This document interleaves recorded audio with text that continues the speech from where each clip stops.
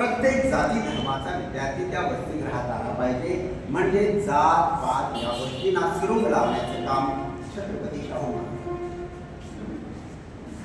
त्यांनी 8 मार्च 1918ला चिखली या गावात पहिली शाळा चालू केली। त्यावेळी शिक्षकाचा पगार होता 12।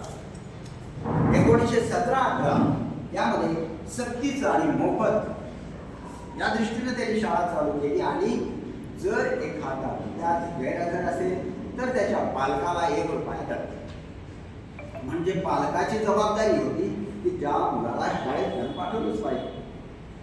1917-18 या वर्षी त्यांनी ज्या शाळा चालू केल्या त्या 27 शाळेमध्ये 1200 मुलं होती,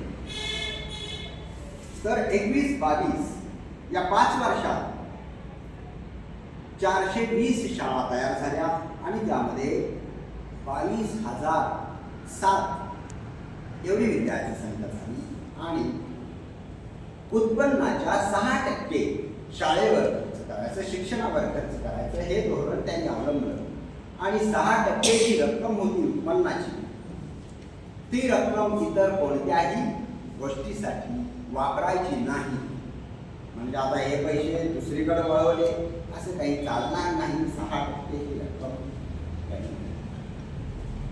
खर्च करायला सुरुवात केली।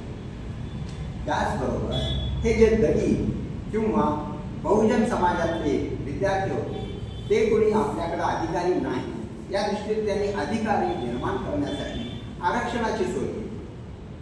त्यामध्ये आता धर्मवीर भाऊराव पाटील यांच्यासारखी व्यक्ती जी आहे, ज्ञानदेव घोलप यांना इस्लामपूरमधून कर्मवीर भाऊराव पाटील यांनी शाहू महाराजांच्याकडे नेले आणि हेच ज्ञानदेव घोलप हे आंबेडकरांना मदत करण्यासाठी मूक नायकचे संपादक म्हणून सुद्धा त्यांनी म्हणजे